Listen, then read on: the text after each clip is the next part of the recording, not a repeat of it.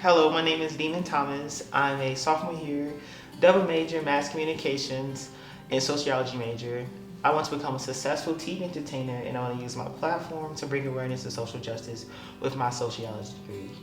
So my name changed. My name is Corey Demon Thomas, but I go by Demon. So Demon is my middle name.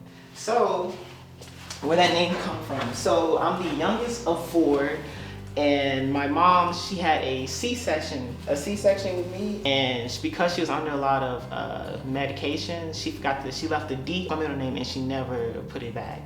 So in middle school, everybody talking about their middle name and stuff like that. So I'm telling everybody my middle name is Demon, and predominantly black, laughs, ha ha ha, why your mom named you that? And me, thinking it's funny, I'm like, yeah, you're right, da da da. So I never really took it into consideration until actually a month ago. So a month ago, I'm the intern for Africana Studies, and we had a showcase at Discovery Day. And my mentor slash professor slash father sensei, Dr. Zenguzi, he asked me out of nowhere what was my middle name. And I told him my middle name is Demon, and he smiled. And I thought, where I'm from is funny.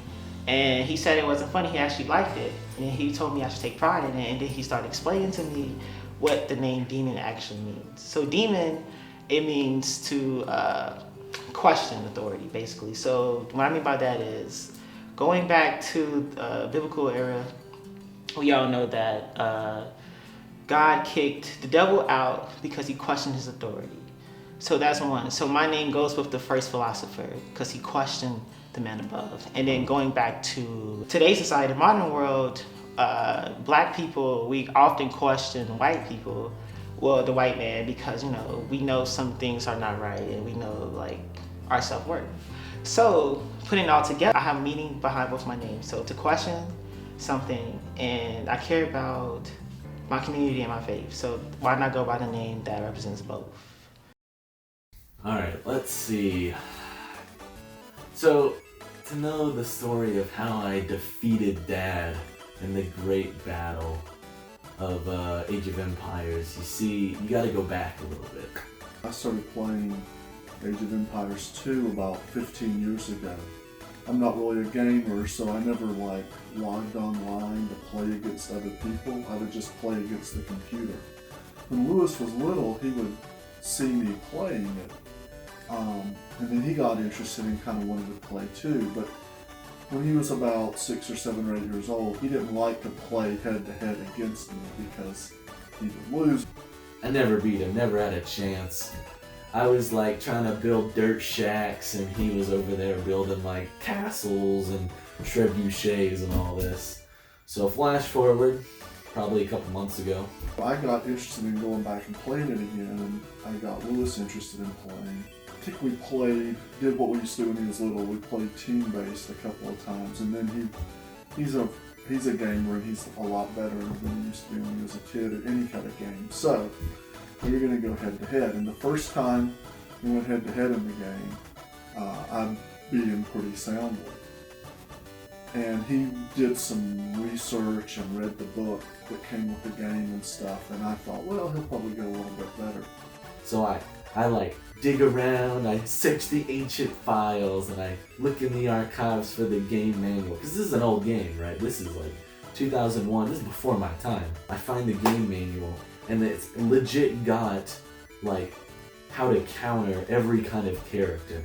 And it's all these strats. And so I was reading this, and I looked up guides. I would play games against the highest level of AI.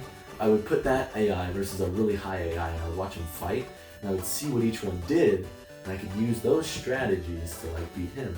So I had assembled this master plan. I had tested it. I was I'm gonna beat it.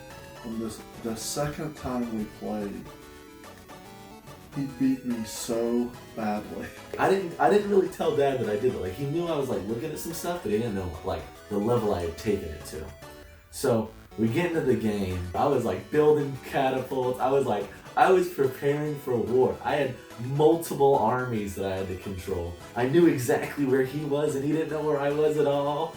And then out of nowhere, I just swarm his castle with like a million different troops, like trebuchets, war elephants. I've got everything to counter, because his most powerful unit is an elite cataphract, which is like this dude on a horse. But the elite cataphract sucks when you got spearmen, so I had an army of spearmen for every elite cataphract he had.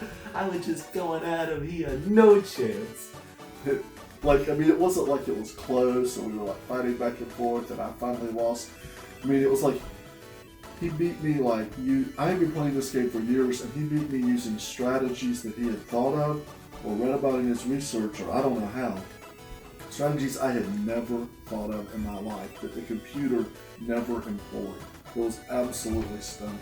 So that was the end of it. After the game, I've finally realized his strategy was always just to build a little village that looked cool and had a castle. But I finally beat him and earned my place, and we haven't played since. A lot of parents remember the first time their kid beat them in basketball or something, but for me, it's Age of Empires. That was when the tables turned.